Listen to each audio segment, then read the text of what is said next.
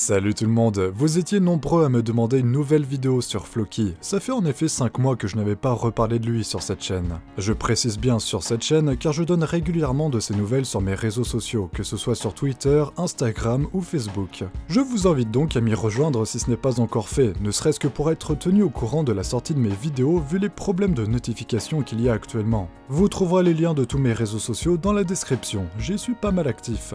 Bref, je rappelle également que j'ai déjà sorti 2 vidéos sur Floki que vous pouvez facilement retrouver sur cette chaîne et qui retrace son évolution jour par jour depuis ces 2 mois, lorsqu'il n'était encore qu'un petit chiot innocent qui pissait et chiait partout dans la maison. De bons souvenirs en somme. Dans la première vidéo postée le 5 février 2018, j'avais parlé de l'éducation canine et en particulier de l'éducation positive. Dans la deuxième vidéo postée le 2 juin 2018, j'avais longuement parlé des contraintes d'un chien pour sensibiliser et pointer du doigt par la même occasion les abandons bien trop nombreux. Pour ce qui est de cette vidéo, Purina a souhaité la sponsoriser pour que je parle en détail de l'alimentation des chiens et des chats. Et pour ce faire, l'entreprise m'a fait visiter l'une de ses usines située à Vauche qui fabrique de l'alimentation humide pour chats. J'ai filmé leur méthode de fabrication et vous pourrez retrouver ces images, plutôt inédites on va pas se le cacher, à la fin de la vidéo, vers la 15e minute. Je précise d'ailleurs que j'avais le droit de filmer ce que je voulais, ils ne m'ont rien caché. J'en ai profité pour vous demander sur mes réseaux sociaux si vous aviez des questions relatives à ce sujet pour que je puisse leur poser et vous transmettre leurs réponses dans cette vidéo. Bien sûr, on ne va pas non plus parler que de ça, et je vais d'ailleurs commencer par vous donner quelques nouvelles de ce cher N''Floki. Alors déjà, grande nouvelle, j'ai été informé en juin dernier que le père de Floki est devenu cette année champion de France 2018 des Spitz japonais et également champion du monde 2018 des chiens japonais. Les concours canins ne m'intéressent pas, mais je vais pas vous cacher que ça donne quand même une petite fierté d'avoir l'un de ses enfants. D'ailleurs, par le plus grand des hasards, il a rencontré l'une de ses sœurs lors d'une balade, que vous pourrez apercevoir vers la 14e minute. Je rappelle au passage que tout ce que vous voyez là est classé par ordre chronologique, jour par jour, comme pour les 2 précédentes vidéos, autrement dit pour cette vidéo-ci, de ses 8 mois à ses 11 mois. Bref, depuis la dernière vidéo, ses poils ont grandement poussé, et qui dit poils plus long dit touffe de poils encore plus importante dans toute la maison, au point que j'ai l'impression que monsieur fait sa mue continuellement, alors qu'il n'est censé la faire que 2 fois par an. J'ai beau le brosser quasiment tous les jours, je retire à chaque fois de quoi faire un deuxième Floki. Bientôt le commerce de manteaux de poils, qui sait. Au niveau de son caractère, pas de changement notable, toujours un peu foufou sans pour autant aboyer, toujours beaucoup trop sociable avec les inconnus, et il détruit toujours autant ses jouets. Lorsqu'il s'agit de peluches, il les éventre en moins de 2 minutes, et quand je dis moins de 2 minutes, ce n'est pas une exagération, les peluches toutes neuves que je lui offre durent réellement 120 secondes maximum avant d'être déchiquetées. Quand il s'agit de cordes, ça dure en général une petite demi-heure avant qu'il n'arrive à arracher tous les fils, et même les jouets en plastique ne durent pas longtemps et se retrouvent vite troués. Alors vous allez me dire qu'il faut lui acheter des jouets de la marque Kong car ils sont plus résistants. Mais sachez que les peluches, les cordes et les jouets en plastique dont je vous parle là appartiennent à cette marque. Et oui, même cette marque ne résiste pas à la fureur du loup blanc. Et d'ailleurs, même mes murs ne résistent pas, vu qu'il a eu la bonne idée de bouffer chaque coin de mur ainsi que les plaintes en bois. À croire qu'il ne veut pas que je retrouve ma caution. Pour la petite anecdote, j'ai même testé la méthode de grand-mère de mettre du vinaigre sur le coin de mur qu'il avait l'habitude de grignoter. Et bah ça a fait l'effet inverse, il l'avait encore plus bouffé lorsque je suis rentré du boulot. Pourtant je lui achète plein de trucs pour qu'il fasse ses dents, une corne de buffle, du bois de cerf, un sabot de vache et plein d'oreilles de cochon. Il adore grignoter tout ça, mais ça ne l'empêche pas de faire de même sur les murs. Le seul jouet qu'il n'arrive pas à détruire, c'est le plus connu de la marque Kong, le fameux caoutchouc dur dans lequel on peut mettre de la nourriture à l'intérieur, ce que la marque appelle le Kong original. Mais le problème, c'est que lorsqu'il n'arrive pas à détruire un jouet, ce dernier ne l'intéresse pas. Bah oui, ce serait trop simple sinon. À part ça, je continue également à faire en sorte qu'il rencontre plein de chiens différents, et vous en verrez d'ailleurs certains d'entre eux dans cette vidéo. Une femelle dalmatien de 2 mois et demi, une femelle berger australien de 3 mois, une femelle croisée Yorkshire et caniche de 14 ans, et une femelle berger australien de 1 an et demi. Je n'ai pas tout le temps ma caméra sous le bras pour filmer toutes ces rencontres, mais ça se passe toujours très bien. Il est très joueur et très curieux, tout en étant très peureux, notamment avec les plus gros que lui. Après, ça ne l'empêche pas de faire à chaque fois des bisous aux vaches et aux chevaux qu'il croise. Je le sors également toujours autant, et c'était d'ailleurs son premier été. Ça fait tellement du bien de pouvoir le sortir sans avoir à mettre le gros manteau, les grosses chaussures et à le sécher en revenant. Bah ouais, je rappelle que j'habite en Normandie. Je crois bien que je n'ai jamais autant apprécié le soleil que depuis que j'ai un chien et que je dois le sortir 4 fois par jour. D'ailleurs, grande nouvelle, je vais déménager mi-décembre dans une maison qui aura un jardin de 600 mètres carrés dans lequel Floki pourra donc gambader à sa guise et faire ses besoins plus facilement. Ça va me simplifier grandement la vie sur certains points, mais je continuerai bien sûr à le promener quand même. Trop de gens possédant un jardin pensent qu'ils n'ont pas besoin de promener leur chien et qu'il suffit de le laisser dans le jardin pour qu'il soit heureux. Sauf qu'un chien s'ennuiera autant à l'extérieur qu'à l'intérieur si vous n'êtes pas avec lui. Bref, lui qui adore faire son petit vieux à la fenêtre à regarder tout le monde passer, là il ne saura plus où donner de la tête avec le jardin qui fait le tour de la maison. Je croise juste les doigts pour qu'il ne fasse pas de trou dans le jardin. Concernant les trajets en voiture, il est un peu moins malade qu'avant. Il continue à baver mais vomit de moins en moins. Paradoxalement, il n'a pas le mal de mer. Il a même plutôt apprécié la petite balade en bateau qu'on a faite cet été dans le lac du Center Park de Paris. Allez, parlons à présent de ma visite dans l'une des usines de Purina que j'ai faite avec 3 autres youtubeurs, à savoir Tanguy Toupette, La Plume et Pêche sur Pink. Avant de visiter l'usine, on a été conviés le 17 septembre dans les locaux de Purina à Noisiel, près de Paris, pour un petit briefing et faire connaissance. Chose assez cool, les salariés ont le droit de ramener leurs chiens, et ces derniers se baladent donc de bureau en bureau et même dans les salles de réunion. C'est ce qu'ils appellent le Pets at Work. C'est depuis longtemps prouvé que les animaux au travail réduisent considérablement le stress des salariés, et c'est bien dommage qu'il n'y ait qu'une poignée d'entreprises qui autorisent cela. Bon, pour ma part, c'est pas demain la veille que je pourrais ramener Floki à mon lieu de travail, vu que je bosse dans un hôpital. En tout cas, cette rencontre m'a permis de pas mal discuter avec Tanguy, et on s'est convenu de tourner une interview en 12 questions, un de ces 4. Bref, il existe une quinzaine d'usines Purina en Europe, dont 5 en France, chacune spécialisée dans un type d'aliment pour un animal défini. Il y en a d'ailleurs une à 20 minutes de chez moi dans l'Eure en Normandie. On a donc visité le 16 octobre celle située à Vauche, à côté de Saint-Étienne, spécialisée dans les aliments humides pour chats, autrement dit tout ce qui est pâté en sachet ou en boîte, tels que les produits gourmets ou Félix. Cette usine produit 130 000 tonnes d'aliments chaque année et 3000 boîtes chaque minute, sachant qu'il faut 5 heures pour fabriquer une boîte d'aliments de 85 grammes, ce qui correspond à un repas pour un chat moyen. Pour ce faire, l'usine est ouverte 7 jours sur 7, 24 heures sur 24 et contient 5 lignes de production, chacune produisant une recette bien définie qui change suivant les jours, pour aboutir à plus de 155 recettes différentes.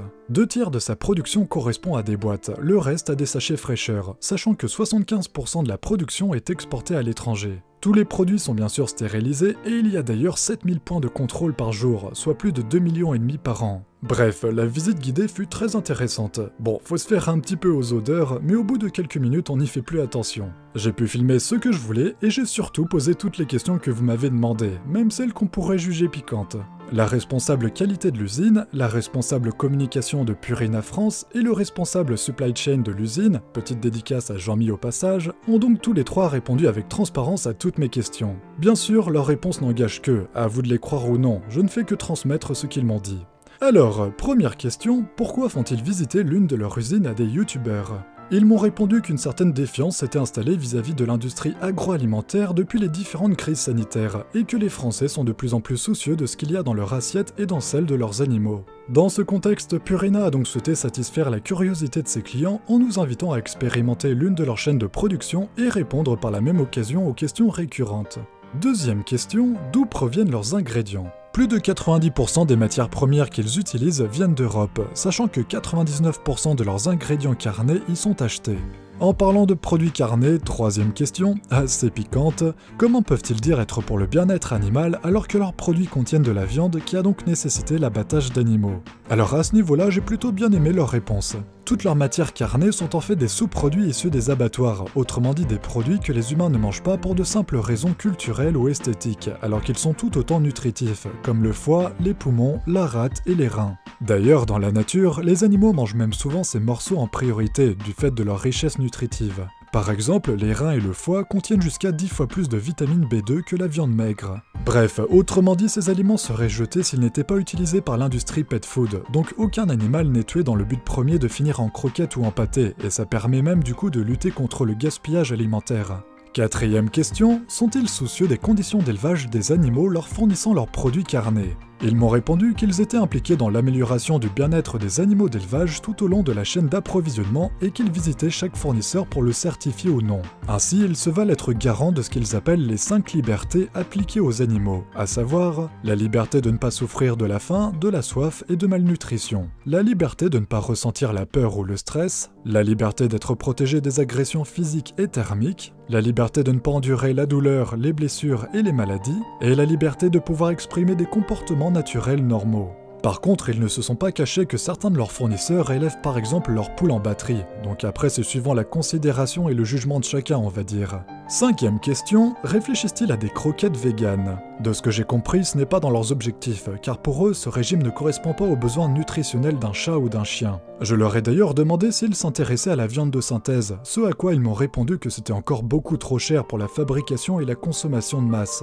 Sixième question, que pensent-ils du régime BARF? Ils m'ont répondu que cette alimentation maison ne peut être faite que par des propriétaires qui ont beaucoup de temps disponible, un très grand congélateur et surtout des connaissances très solides en nutrition animale pour ne pas produire de carences sur le long terme. Autrement dit, un régime qui ne convient pas à 99,99% des propriétaires d'animaux domestiques. Ils ont d'ailleurs dit que le fait que les aliments soient transformés ou non ne change rien à leur qualité nutritionnelle et que les ingrédients de leurs produits sont finement ajustés pour remplir tous les besoins nutritionnels du chien ou du chat, avec même des gammes spécialisées, par exemple pour les chats stérilisés ou même diabétiques. Septième question, pourquoi mettent-ils des céréales et des légumes dans leurs croquettes alors que la viande à elle seule suffit amplement et est bien meilleure pour les chiens et les chats? J'ai été agréablement surpris de leur réponse franche, car ils ne se sont pas cachés que la présence de légumes était pour le côté marketing. Il ne faut pas oublier que ce n'est pas l'animal qui achète sa nourriture, mais son propriétaire, et dans la tête de celui-ci, inconsciemment, quand il voit des légumes, il fait le rapprochement avec un repas équilibré et sain. Autrement dit, les chiens et les chats n'ont en effet pas besoin de légumes, mais ça permet de créer de nouvelles saveurs et des recettes qui plaisent aux acheteurs. Pour ce qui est des céréales, il y a un peu de ça aussi, mais ils m'ont également répondu que les céréales étaient utiles, car la digestion des glucides est lente, ce qui permet d'étaler la production d'énergie. Les céréales apportent également des fibres qui faciliteraient le développement de bactéries intestinales bénéfiques qui régulent le transit digestif. Huitième question, pourquoi le taux de glucides n'est pas marqué sur leur paquet de croquettes? Apparemment, ce serait dû à une réglementation de la FEDIAF, la Fédération européenne de l'industrie des aliments pour animaux familiers. Mais il suffit de faire une simple soustraction soi-même au dos des sachets ou boîtes pour obtenir ce taux. Neuvième question, à quoi correspond le taux de cendre brute indiqué sur l'étiquette? C'est la quantité de minéraux présents dans les aliments pour animaux, une appellation imposée par la FEDIAF, qui regroupe en fait le calcium, le phosphore et le magnésium. En gros, si on brûlait un sac Purina plein de croquettes, la plupart des nutriments tels que les protéines, les matières grasses et les glucides se consumeraient sans laisser de traces. Seuls les minéraux resteraient en tant que résidus, d'où le terme cendre brute. Les minéraux sont une autre catégorie de nutriments nécessaires pour que l'organisme de votre animal se développe et fonctionne bien. Ils aident à maintenir un bon équilibre hydrique et contribuent à maintenir des os et des dents solides. Dixième question, à quand une gamme 100% bio et sans céréales? Pas pour tout de suite si j'ai bien compris. Onzième question, que signifie élaborer sous contrôle vétérinaire? Des vétérinaires sont présents dans leur centre de recherche et développement et valident les recettes si et seulement si elles couvrent tous les besoins nutritionnels à elles seules. Ils s'assurent également qu'elles répondent aux exigences de la FEDIAF et prennent les devants lorsque de nouvelles études sur l'alimentation animale sortent. Ils peuvent alors demander à la production de réduire ou d'augmenter le taux de certains nutriments pour que les aliments soient le plus bénéfiques possible pour les animaux. Douzième question, comment vivent leurs chiens et leurs chats testeurs? Alors ils se situent tous dans le centre de recherche Purina situé dans la région d'Amiens. On ne peut s'en remettre qu'à leurs paroles, mais de ce qu'ils m'ont dit, leurs animaux testeurs sont suivis quotidiennement par des vétérinaires, ont de grands espaces de jeu pour eux, ont tous un parrain salarié qui s'occupe spécifiquement de l'animal et partent rapidement à la retraite. D'ailleurs, on a pu voir l'un de ces chiens à la retraite lorsqu'on est allé sur le site de Noisiel, car il a été adopté par l'une des salariées qui l'emmène tous les jours au travail avec elle. Bref, en gros, ils m'ont assuré que leurs animaux étaient au final même mieux traités que la moyenne des animaux domestiques, rien que du fait que des vétérinaires s'occupent d'eux tous les jours. 13e question. Ont-ils réalisé des études scientifiques sur l'impact de leurs croquettes à l'échelle de la vie complète d'un chien ou d'un chat en comparaison avec des alimentations autres que les croquettes? Alors je ne sais pas s'ils ont comparé le régime croquette au régime nourriture humide, mais ils m'ont dit qu'ils étaient le seul fabricant d'aliments pour chiens et chats à avoir conduit une étude pendant toute la vie des chiens. Cette étude a démontré que lorsque les chiens gardent leurs conditions corporelles idéales, leur espérance de vie peut être améliorée de 15% lorsqu'on leur donne une alimentation complète et équilibrée en quantité suffisante. Les Labrador Retrievers de l'étude ont par exemple vécu 1,8 ans de plus que la moyenne.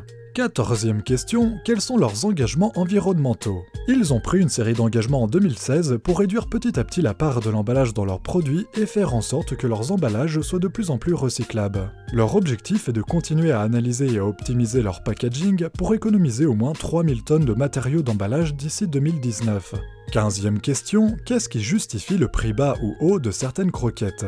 Pour ce qu'ils appellent leur formule premium, il s'agit de restes de qualité tels que le foie. Et pour leur formule moins haut de gamme, il s'agit de restes de viande sur les carcasses, mais qui n'en restent pas moins comestibles et très nutritifs. Il ne s'agit simplement pas de la même provenance, mais le bas de gamme couvre également tous les besoins nutritionnels de l'animal. 16e question, pourquoi mettent-ils des colorants artificiels dans leurs croquettes? Ils m'ont dit que, comme dans l'industrie de l'alimentation humaine, les colorants sont utilisés pour donner aux croquettes un aspect plus attractif et plus appétissant. Évidemment, l'animal s'en fiche bien, mais encore une fois, ce n'est pas lui qui achète, et les propriétaires semblent apprécier les croquettes de différentes couleurs. Enfin, c'était le cas il y a encore quelques années, car les mentalités semblent changer. Face aux nouvelles attentes des clients, Purina s'est donc engagé à remplacer les colorants artificiels par des colorants naturels d'ici 2020, et d'ici 2023 pour ce qui est des friandises. 17e et dernière question, comment produisent-ils leurs aliments? Alors c'est différent suivant s'il s'agit de produits humides ou de croquettes. Pour ce qui est du processus de fabrication de leurs produits humides, leurs différents ingrédients sont tout d'abord broyés et mélangés selon les proportions voulues. Le mélange est ensuite broyé à nouveau ou émincé pour obtenir une texture homogène. Le produit est ensuite cuit à la vapeur et fractionné. Ils ajoutent ensuite la sauce ou la gelée qui contient aussi les légumes. L'aliment est enfin fractionné en portions adéquates et les emballages finaux sont stérilisés. Voilà pour ce qui est des produits humides. Pour ce qui est des croquettes, le processus n'est pas le même. Les différents ingrédients sont tout d'abord broyés pour réduire la taille des particules, puis mélangés selon les proportions voulues. De l'eau est alors ajoutée au mélange pour obtenir une pâte. Le produit est ensuite cuit à la vapeur, puis pressurisé et passe après coup dans un extrudeur qui permet d'obtenir la forme des croquettes. Celles-ci sont alors envoyées dans une étuve qui permet d'extraire l'excès d'eau. Les croquettes sont ensuite enrobées de matière grasse, puis refroidies et enfin conditionnées dans des sacs adéquats. Voilà, j'espère que cela aurait répondu à certaines de vos interrogations, même si j'imagine bien que certains vont jouer les gens complotistes dans les commentaires. Pour info, le 9 novembre, je vais lancer un concours sur mes réseaux sociaux en partenariat avec Purina pour vous faire gagner pas mal de choses fort sympathiques. Donc encore une fois, n'hésitez pas à m'y rejoindre si ce n'est pas encore le cas. Vous pouvez également liker cette vidéo et la partager si elle vous a plu. Et si vous souhaitez me soutenir financièrement pour par exemple participer aux croquettes de Floki, vous trouverez le lien vers mes pages Utip et Tipeee dans la description. Je vous dis à très bientôt, que ce soit dans une prochaine interview, dans un prochain documentaire ou dans une prochaine vidéo sur Floki. Et d'ailleurs, dans cette future vidéo sur notre loup blanc, vous pourrez le voir durant son premier anniversaire souffler sa bougie et ouvrir ses cadeaux, avec le petit chapeau sur la tête. Pour les plus curieux et les moins patients, j'ai partagé une photo de cet événement sur mes réseaux sociaux vu que c'était le 19 octobre, mais ça attendra la prochaine vidéo pour ce qui a été filmé. Allez, salut tout le monde!